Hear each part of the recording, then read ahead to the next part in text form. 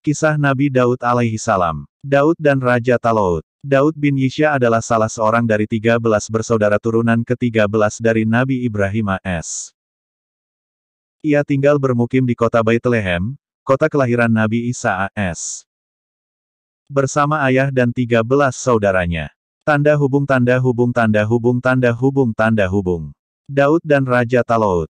Ketika Raja Talut Raja Bani Israel mengerahkan orang supaya memasuki tentera dan menyusun tentera rakyat untuk berperang melawan bangsa Palestina. Daud bersama dua orang kakaknya diperintahkan oleh ayahnya untuk turut berjuang dan menggabungkan diri ke dalam barisan askar Talut. Khusus kepada Daud sebagai anak yang termuda di antara tiga bersaudara, ayahnya berpesan agar ia berada di barisan belakang dan tidak boleh turut bertempur. Ia ditugaskan hanya untuk melayani kedua kakaknya yang harus berada di barisan depan, membawakan makanan dan minuman serta keperluan-keperluan lainnya bagi mereka. Di samping ia harus dari waktu ke waktu memberi laporan kepada ayahnya tentang jalannya pertempuran dan keadaan kedua kakaknya di dalam medan perang. Ia sesekali tidak diizinkan maju ke garis depan dan turut bertempur, mengingatkan usianya yang masih muda dan belum ada pengalaman berperang sejak ia dilahirkan. Akan tetapi ketika pasukan Talut dari Bani Israel berhadapan muka dengan pasukan Jalut dari bangsa Palestina, Daud lupa akan pesan ayahnya tatkala mendengar suara Jalut yang nyaring dengan penuh kesombongan menentang mengajak berperang, sementara jago-jago perang Bani Israel berdiam diri sehinggapi rasa takut dan kecil hati. Ia secara spontan menawarkan diri untuk maju menghadapi Jalut dan terjadilah pertempuran antara mereka berdua yang berakhir dengan terbunuhnya Jalut sebagaimana telah diceritakan dalam kisah sebelum ini. Sebagai imbalan bagi jasa Daud mengalahkan Jalut maka dijadikan menantu oleh Talut dan dikawinkannya dengan puterinya yang bernama Mikyal, sesuai dengan janji yang telah diumumkan kepada pasukannya bahwa puterinya akan dikawinkan dengan orang yang dapat bertempur melawan Jalut dan mengalahkannya. Di samping ia dipungut sebagai menantu.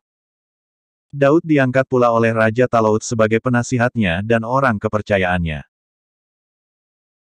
Ia disayang, disanjung dan dihormati serta disegani bukan saja oleh mertuanya bahkan oleh seluruh rakyat Bani Israel yang melihatnya sebagai pahlawan bangsa yang telah berhasil mengangkat keturunan serta derajat Bani Israel di mata bangsa-bangsa sekelilingnya. Suasana keakraban, saling sayang dan saling cinta yang meliputi hubungan sang menantu Daud dengan sang mertua Talut tidak dapat bertahan lama. Pada akhir waktunya Daud merasa bahwa ada perubahan dalam sikap mertuanya terhadap dirinya. Muka manis yang biasa ia dapat dari mertuanya berbalik menjadi muram dan kaku, kata-katanya yang biasa didengar lemah lembut berubah menjadi kata-kata yang kasar dan keras. Bertanya ia kepada diri sendiri gerangan apakah kiranya yang menyebabkan perubahan sikap yang mendadak itu. Adakah hal-hal yang dilakukan yang dianggap oleh mertuanya kurang layak, sehingga menjadikan ia marah dan benci kepadanya? Ataukah mungkin hati mertuanya termakan oleh hasutan dan fitnahan orang yang sengaja ingin merusakkan suasana harmoni dan damai di dalam rumah tangganya? Bukankah ia seorang menantu yang setia dan taat kepada mertuanya yang telah memenuhi tugasnya dalam perang sebaik yang ia harapkan? Dan bukankah ia selalu tetap bersedia mengorbankan jiwa raganya untuk membela dan mempertahankan kekekalan kerajaan mertuanya? Daud tidak mendapat jawaban yang memuaskan atas pertanyaan-pertanyaan yang melintasi pikirannya itu. Ia kemudian kembali kepada dirinya sendiri dan berkata dalam hatinya mungkin apa yang ia lihat sebagai perubahan sikap dan perlakuan dari mertuanya itu hanya suatu dugaan dan prasangka belaka dari pihaknya dan kalaupun memang ada maka mungkin disebabkan oleh urusan-urusan dan masalah-masalah pribadi dari mertua yang tidak ada sangkut pautnya dengan dirinya sebagai menantu. Demikianlah dia mencoba menenangkan hati dan pikirannya yang masyangul yang berpikir selanjutnya tidak akan mempedulikan dan mengambil kisah tentang sikap dan tindak tanduk mertuanya lebih jauh. Pada suatu malam gelap yang sunyi senyap, ketika ia berada di tempat tidur bersama istrinya Mikyal, Daud berkata kepada istrinya, "Wahai Mikyal, entah benarkah aku atau salah dalam tanggapanku dan apakah khayal dan dugaan hatiku belaka atau sesuatu kenyataan apa yang aku lihat dalam sikap ayahmu terhadap diriku. Aku melihat akhir-akhir ini ada perubahan sikap dari ayahmu terhadap diriku. Ia selalu menghadapi aku dengan muka muram dan kaku tidak seperti biasanya. Kata-katanya kepadaku tidak selemah lembut seperti dulu. Dari pancaran pandangannya kepadaku aku melihat tanda-tanda antipati dan benci kepadaku. Ia selalu menggelakkan diri dari duduk bersama aku bercakap-cakap dan berbincang-bincang sebagaimana dahulu ia lakukan bila ia melihatku berada di sekitarnya. Mikiel menjawab seraya menghela nafas panjang dan mengusap air mata yang terjatuh di atas pipinya, "Wahai Daud, aku tidak akan menyembunyikan sesuatu daripadamu dan sesekali tidak akan merahasiakan hal-hal yang sepatutnya engkau ketahui. Sesungguhnya sejak ayahku melihat bahwa keturunanmu makin naik di mata rakyat dan namamu menjadi buah mulut yang disanjung-sanjung sebagai pahlawan dan penyelamat bangsa, ia merasa iri hati dan khawatir bila pengaruhmu di kalangan rakyat makin meluas dan kecintaan mereka kepadamu makin bertambah. Hal itu akan dapat melemahkan kekuasaannya dan bahkan mungkin mengganggu kewibawaan kerajaannya. Ayahku walau ia seorang mukmin berilmu dan bukan dari keturunan raja menikmati kehidupan yang mewah, menduduki yang empuk dan merasakan manisnya berkuasa. Orang mengiyakan kata-katanya, melaksanakan segala perintahnya dan membungkukkan diri jika menghadapinya. Ia khawatir akan kehilangan itu semua dan kembali ke tanah ladangnya dan usaha ternaknya di desa. Karenanya ia tidak menyukai orang menonjol yang dihormati dan disegani rakyat apalagi dipuja-puja dan dianggapnya pahlawan bangsa seperti engkau. Ia khawatir bahwa engkau kadang-kadang dapat merenggut kedudukan dan mahkotanya dan menjadikan dia terpaksa kembali ke cara hidupnya yang lama sebagaimana tiap raja meragukan kesetiaan tiap orang dan berburuk sangka terhadap tindakan-tindakan orang-orangnya bila ia belum mengerti apa yang dituju dengan tindakan-tindakan itu. Wahai Daud, Mikiel meneruskan ceritanya, aku mendapat tahu bahwa ayahku sedang memikirkan suatu rencana untuk menyingkirkan engkau dan mengikis habis pengaruhmu di kalangan rakyat dan walaupun aku masih merayukan kebenaran berita itu. Aku rasa tidak ada salahnya jika engkau dari sekarang berlaku waspada dan hati-hati terhadap kemungkinan terjadi hal-hal yang malang bagi dirimu. Daud merasa heran kata-kata istrinya itu lalu ia bertanya kepada dirinya sendiri dan kepada istrinya, mengapa terjadi hal yang sedemikian itu? Mengapa kesetiaku diragukan oleh ayahmu, padahal aku dengan jujur dan ikhlas hati berjuang di bawah benderanya, menegakkan kebenaran dan memerangi kebatilan serta mengusir musuh ayahmu. Talut telah kemasukan godaan iblis yang telah menghilangkan akal sehatnya serta mengaburkan jalan pikirannya. Kemudian tertidurlah Daud selesai mengucapkan kata-kata itu. Pada esok harinya Daud terbangun oleh suara seorang pesuruh raja yang menyampaikan panggilan dan perintah kepadanya untuk segera datang menghadap. Berkata sang raja kepada Daud yang berdiri tegak di hadapannya, "Hai Daud, pikiranku ke belakang ini sangat terganggu oleh sebuah berita yang menrungsingkan. Aku mendengar bahwa bangsa Kanaan sedang menyusun kekuatannya dan mengerahkan rakyatnya untuk datang menyerang dan menyerbu daerah kita. Engkaulah harapanku satu-satunya, hai Daud yang akan dapat menangani urusan ini maka ambillah pedangmu dan siapkanlah peralatan perangmu pilihlah orang-orang yang engkau percayai di antara tenteramu dan pergilah serbu mereka di rumahnya sebelum mereka sempat datang kemari. Janganlah engkau kembali dari medan perang kecuali dengan membawa bendera kemenangan atau dengan jenazahmu dibawa di atas bahu orang-orangmu." Talut hendak mencapai dua tujuan sekaligus dengan siasatnya ini. Ia hendak menghancurkan musuh yang selalu mengancam negerinya dan bersamaan dengan itu mengusirkan Daud dari atas buminya karena hampir dapat memastikan kepada dirinya bahwa Daud tidak akan kembali selamat dan pulang hidup dari medan perang kali ini. Siasat yang mengandungi niat jahat dan tipu daya Talut itu bukan tidak diketahui oleh Daud. Ia merasa ada udang di balik batu dalam perintah Talut itu kepadanya. Namun ia sebagai rakyat yang setia dan anggota tentera yang berdisiplin ia menerima dan melaksanakan perintah itu dengan sebaik-baiknya tanpa mempedulikan atau memperhitungkan akibat yang akan menimpa dirinya. Dengan bertawakal kepada Allah berpasrah diri kepada takdirnya dan berbekal iman dan takwa di dalam hatinya berangkatlah Daud berserta pasukannya menuju daerah bangsa Kanaan.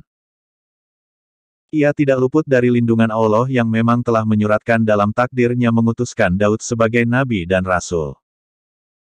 Maka kembalilah Daud ke kampung halamannya beserta pasukannya dengan membawa kemenangan gilang gemilang. Kedatangan Daud kembali dengan membawa kemenangan diterima oleh Talut dengan senyum dan tanda gembira yang dipaksakan oleh dirinya. Ia berpura-pura menyambut Daud dengan penghormatan yang besar dan puji-pujian yang berlebih-lebihan, namun dalam dadanya makin menyala-nyala api dendam dan kebenciannya, apalagi disadarinya bahwa dengan berhasilnya Daud menggondol kemenangan. Pengaruhnya di mata rakyat makin naik dan makin dicintainya ia oleh Bani Israel sehingga di mana saja orang berkumpul tidak lain yang dipercakapkan hanyalah tentang diri Daud, keberaniannya. Kecakapannya memimpin pasukan dan kemahirannya menyusun strategi dengan sifat-sifat mana ia dapat mengalahkan bangsa Kanaan dan membawa kembali ke rumah kemenangan yang menjadi kebanggaan seluruh bangsa. Gagallah siasat Talut menyingkirkan Daud dengan meminjam tangan orang-orang Kanaan. Ia kecewa tidak melihat jenazah Daud diusung oleh orang-orangnya yang kembali dari medan perang sebagaimana yang ia harapkan dan ramalkan. Tetapi ia melihat Daud dalam keadaan segar bugar gagah perkasa berada di hadapan pasukannya menerima alu-aluan rakyat dan sorak-sorainya tanda cinta kasih sayang mereka kepadanya sebagai pahlawan bangsa yang tidak terkalahkan. Talut yang dibayang rasa takut akan kehilangan kekuasaan melihat makin meluasnya pengaruh Daud, terutama sejak kembalinya dari perang dengan bangsa Kanaan, berpikir jalan satu-satunya yang akan menyelamatkan dia dari ancaman Daud ialah membunuhnya secara langsung. Lalu diaturlah rencana pembunuhannya sedemikian cermatnya sehingga tidak akan menyeret namanya terbawa-bawa ke dalamnya. Mikial, istri Daud yang dapat mencium rancangan jahat ayahnya itu, segera memberitahu kepada suaminya, agar ia segera menjauhkan diri dan meninggalkan kota secepat mungkin sebelum rancangan jahat itu sempat dilaksanakan. Maka keluarlah Daud memenuhi anjuran istrinya yang setia itu meninggalkan kota di waktu malam gelap dengan tiada membawa bekal kecuali iman di dada dan kepercayaan yang teguh yang akan inayahnya Allah dan rahmatnya. Setelah berita menghilangnya Daud dari istana raja diketahui oleh umum, berbondong-bondonglah menyusul saudara-saudaranya, murid-muridnya dari para pengikutnya mencari jejaknya untuk menyampaikan kepadanya rasa setia kawan mereka serta menawarkan bantuan dan pertolongan yang mungkin diperlukannya. Mereka menemui Daud sudah agak jauh dari kota. Ia lagi istirahat seraya merenungkan nasib yang ia alami sebagai akibat dari perbuatan seorang hamba Allah yang tidak mengenal budi baik sesamanya dan yang selalu memperturutkan hawa nafsunya sekedar untuk mempertahankan kekuasaan duniawinya. Hamba Allah itu tidak sadar. Fikir Daud bahwa kenikmatan dan kekuasaan duniawi yang ia miliki adalah pemberian Allah yang sewaktu-waktu dapat dicabutnya kembali daripadanya. Tanda hubung tanda hubung tanda hubung tanda hubung tanda hubung.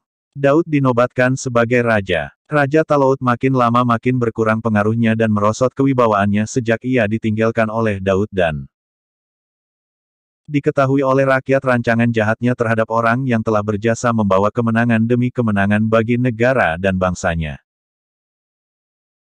Dan sejauh perhargaan rakyat terhadap Talut merosot, sejauh itu pula cinta kasih mereka kepada Daud makin meningkat, sehingga banyak di antara mereka yang lari mengikuti Daud dan menggabungkan diri ke dalam barisannya.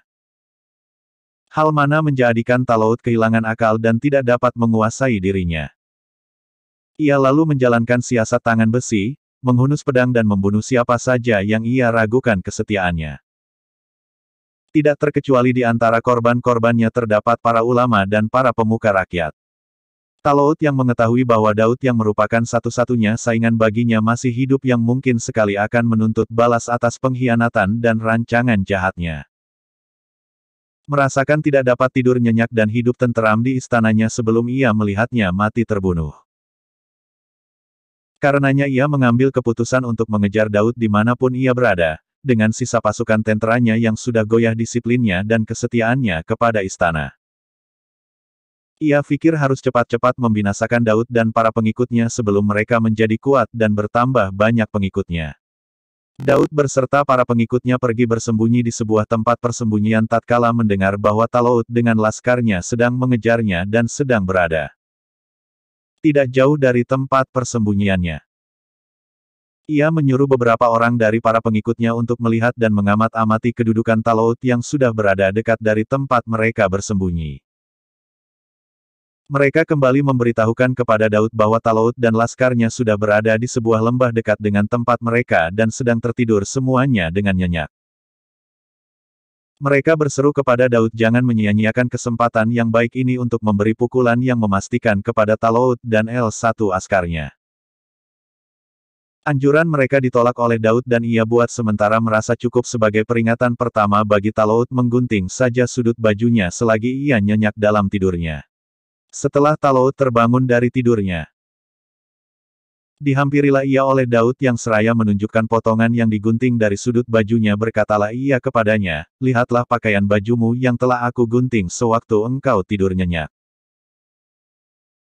Sekiranya aku mau niscaya aku dengan mudah telah membunuhmu dan menceraikan kepalamu dari tubuhmu.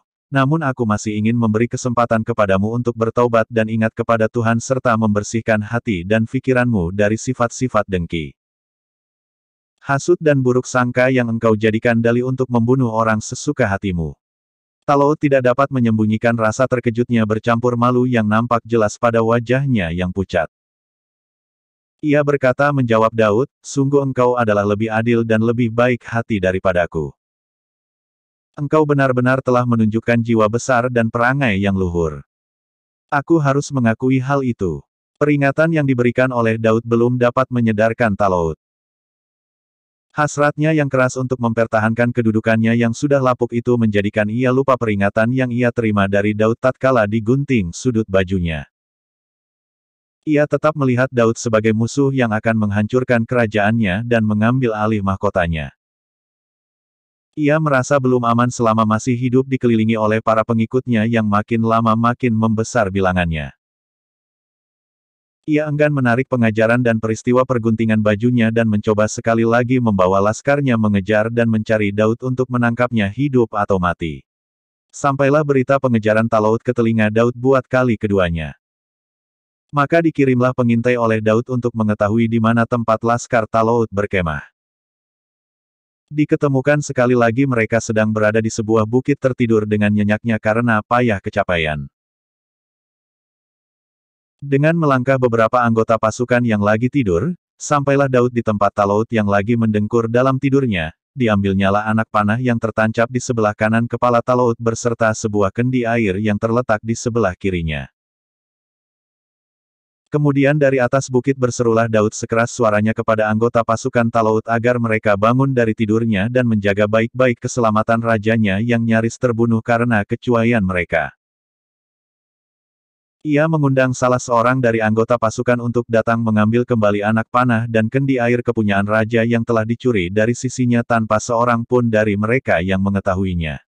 Tindakan Daud itu yang dimaksudkan sebagai peringatan kali kedua kepada Talut bahwa pasukan pengawal yang besar yang mengelilinginya tidak akan dapat menyelamatkan nyawanya bila Allah menghendaki merenggutnya. Daud memberi dua kali peringatan kepada Talut bukan dengan kata-kata tetapi dengan perbuatan yang nyata yang menjadikan ia merasa ngeri membayangkan kesudahan hayatnya andaikan Daud menuntut balas atas apa yang ia telah lakukan dan rancangkan untuk pembunuhannya. Jiwa besar yang telah ditunjukkan oleh Daud dalam kedua peristiwa itu telah sangat berkesan dalam lubuk hati Talut. Ia terbangun dari lamunannya dan sadar bahwa ia telah jauh tersesat dalam sikapnya terhadap Daud. Ia sadar bahwa nafsu angkara murka dan bisikan iblislah yang mendorongkan dia merancangkan pembunuhan atas diri Daud yang tidak berdosa, yang setia kepada kerajaannya, yang berkali-kali mempertaruhkan jiwanya untuk kepentingan bangsa dan negerinya. Tidak pernah berbuat khianat atau melalaikan tugas dan kewajibannya. Ia sadar bahwa ia telah berbuat dosa besar dengan pembunuhan yang telah dilakukan atas beberapa pemuka agama hanya karena buruk sangka yang tidak berdasar. Talut duduk seorang diri termenung membalik-balik lembaran sejarah hidupnya, sejak berada di desa bersama ayahnya. Kemudian tanpa diduga dan disangka, berkat rahmat dan kurnia Allah diangkatlah ia menjadi Raja Bani Israel dan bagaimana Tuhan telah mengutuskan Daud untuk mendampinginya dan menjadi pembantunya yang setia dan komandan pasukannya yang gagah perkasa yang sepatutnya atas jasa-jasanya itu ia mendapat penghargaan yang setinggi-tingginya. Dan bukan sebagaimana ia telah lakukan yang telah merancangkan pembunuhannya dan mengejar-ngejarnya setelah ia melarikan diri dari istana. Dan walaupun ia telah mengkhianati Daud dengan rancangan jahatnya, Daud masih berkenan memberi ampun kepadanya dalam 2 kesempatan di mana ia dengan mudah membunuhnya andaikan dia mau. Membayangkan peristiwa-peristiwa itu semuanya menjadi sesaklah dada Talut menyesalkan diri yang telah terjerumus oleh hawa nafsu dan godaan iblis sehingga ia menyia-nyiakan kurnia dan rahmat Allah dengan tindakan-tindakan yang bahkan membawa dosa dan murka Allah. Maka untuk menebuskan dosa-dosanya dan bertaubat kepada Allah, Talut akhirnya mengambil keputusan keluar dari kota melepaskan mahkotanya dan meninggalkan istananya berserta segala kebesaran dan kemegahannya lalu pergilah ia berkelana dan mengembara di atas bumi Allah sampai tiba saatnya ia mendapat panggilan meninggalkan dunia yang fana ini menuju alam yang baka. Syahdan, setelah istana kerajaan Bani Israel ditinggalkan oleh Talut yang pergi tanpa meninggalkan bekas, beramai-ramailah rakyat mengangkat dan menobatkan Daud sebagai raja yang berkuasa. Tanda hubung tanda hubung tanda hubung tanda hubung tanda hubung. Nabi Daud mendapat godaan. Daud dapat menangani urusan pemerintahan dan kerajaan. Mengadakan peraturan dan menentukan bagi dirinya hari-hari khusus untuk melakukan ibadah dan bermunajat kepada Allah, hari-hari untuk peradilan, hari-hari untuk berdakwah dan memberi penerangan kepada rakyat dan hari-hari menyelesaikan urusan-urusan pribadinya. Pada hari-hari yang ditentukan untuk beribadah dan menguruskan urusan-urusan pribadi, ia tidak diperkenankan seorang pun menemuinya dan mengganggu dalam halawatnya.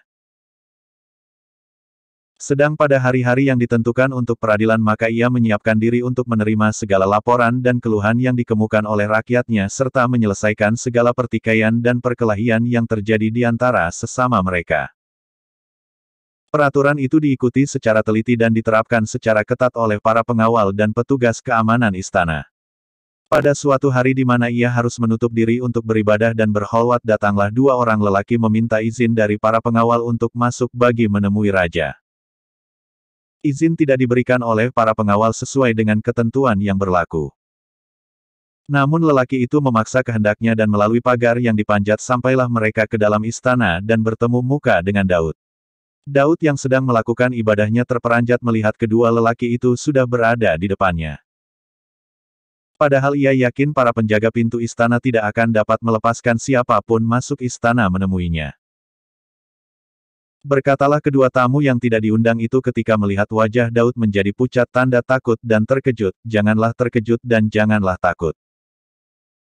Kami berdua datang kemari untuk meminta keputusan yang adil dan benar mengenai perkara sengketa yang terjadi antara kami berdua. Nabi Daud tidak dapat berbuat selain daripada menerima mereka yang sudah berada di depannya, kendatipun tidak melalui prosedur dan protokol yang sepatutnya.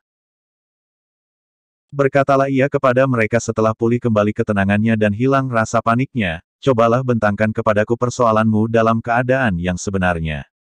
Berkata seorang daripada kedua lelaki itu, saudaraku ini memiliki 99 ekor domba betina dan aku hanya memiliki seekor saja. Ia menuntut dan mendesakkan kepadaku agar aku serahkan kepadanya dombaku yang seekor itu bagi melengkapi peternakannya menjadi genap 100 ekor. Ia membawa macam-macam alasan dan berbagai dalil yang sangat sukar bagiku untuk menolaknya. Mengingatkan bahwa ia memang lebih cakap berdebat dan lebih pandai bersilat lidah daripadaku. Nabi Daud berpaling muka kepada lelaki yang lain yang sedang seraya bertanya, benarkah apa yang telah diuraikan oleh saudara kamu ini? Benar, jawab lelaki itu. Jika memang demikian halnya, kata Daud, dengan marah, maka engkau telah berbuat zalim kepada saudaramu ini dan memperkosakan hak miliknya dengan tuntutanmu itu. Aku tidak akan membiarkan engkau melanjutkan tindakanmu yang zalim itu atau engkau akan menghadapi hukuman pukulan pada wajah dan hidungmu. Dan memang banyak di antara orang-orang yang berserikat itu yang berbuat zalim satu terhadap yang lain kecuali mereka yang benar beriman dan beramal soleh. Wahai Daud, berkata lelaki itu menjawab, sebenarnya engkaulah yang sepatut menerima hukuman yang engkau ancamkan kepadaku itu. Bukankah engkau sudah mempunyai 99 perempuan mengapa engkau masih menyunting lagi seorang gadis yang sudah lama bertunang dengan seorang pemuda anggota tenteramu sendiri yang setia dan bakti dan sudah lama mereka berdua saling cinta dan mengikat janji. Nabi Daud tercengang mendengar jawaban lelaki yang berani, Tegas dan pedas itu dan sekali lagi ia memikirkan kemana sasaran dan tujuan kata-kata itu, sekonyong-konyong lenyaplah menghilang dari pandangannya kedua susuk tubuh kedua lelaki itu.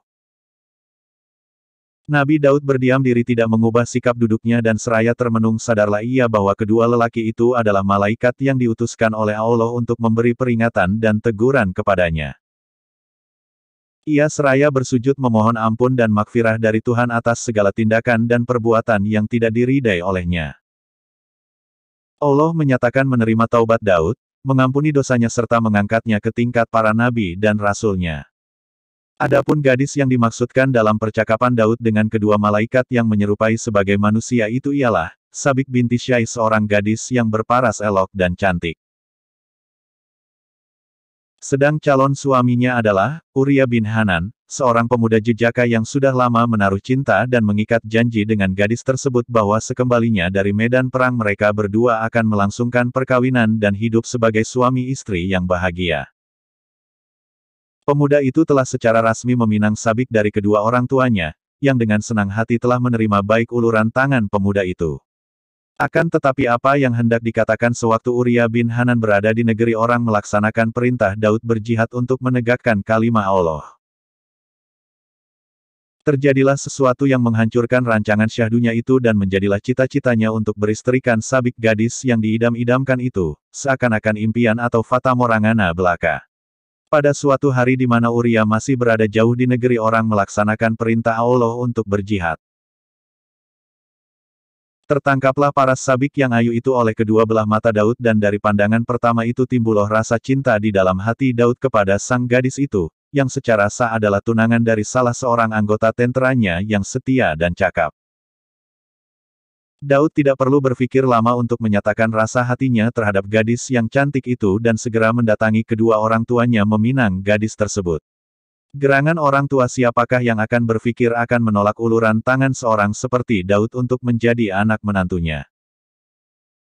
Bukankah merupakan suatu kemuliaan yang besar baginya untuk menjadi ayah mertua dari Daud, seorang pesuruh Allah dan Raja Bani Israel itu?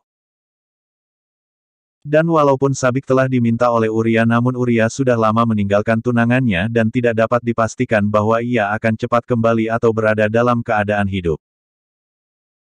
Tidak bijaksanalah pikir kedua orang tua Sabik untuk menolak uluran tangan Daud hanya semata-mata karena menantikan kedatangan Uria kembali dari medan perang.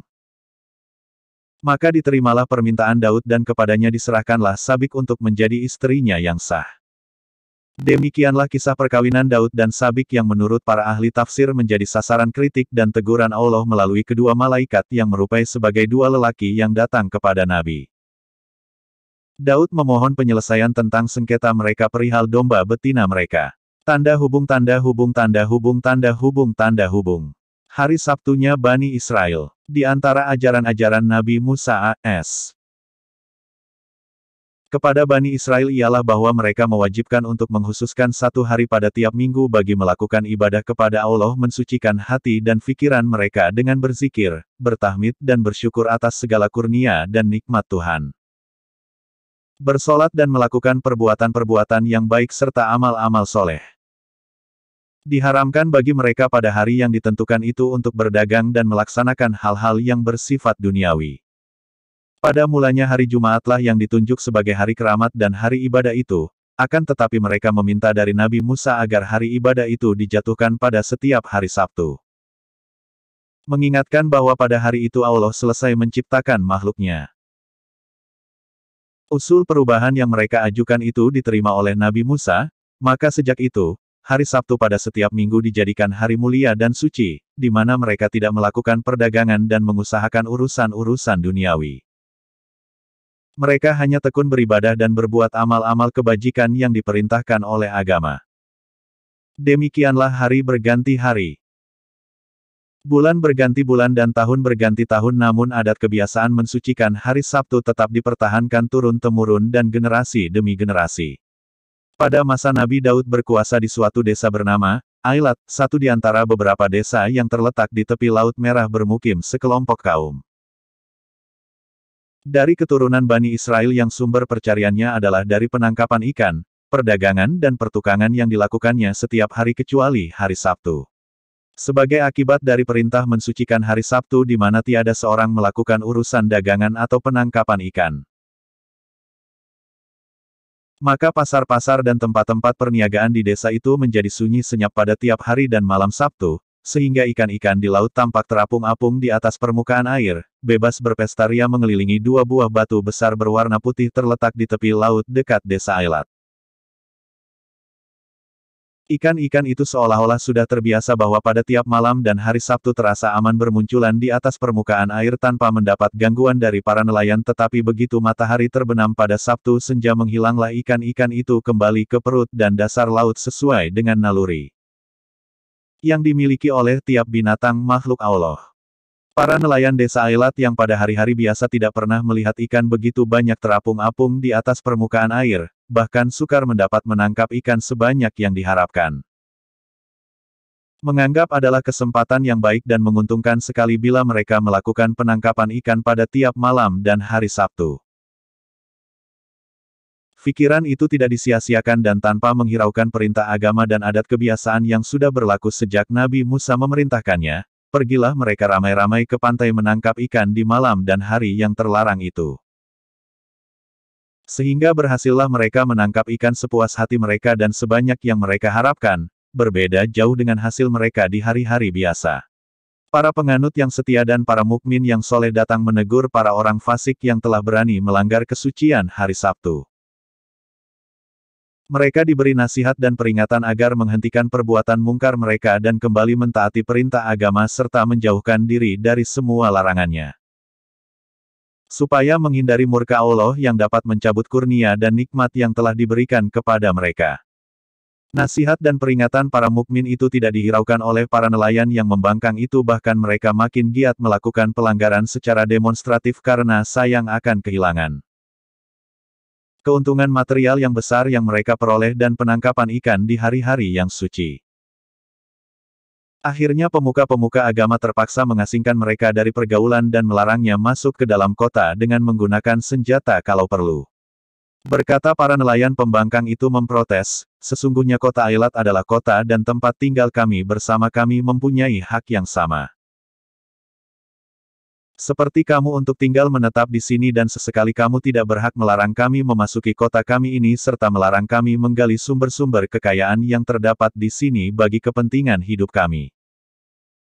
Kami tidak akan meninggalkan kota kami ini dan pergi pindah ke tempat lain. Dan jika engkau enggan bergaul dengan kami maka sebaiknya kota Ailat ini dibagi menjadi dua bahagian dipisah oleh sebuah tembok pemisah. Sehingga masing-masing pihak bebas berbuat dan melaksanakan usahanya tanpa diganggu oleh mana-mana pihak lain.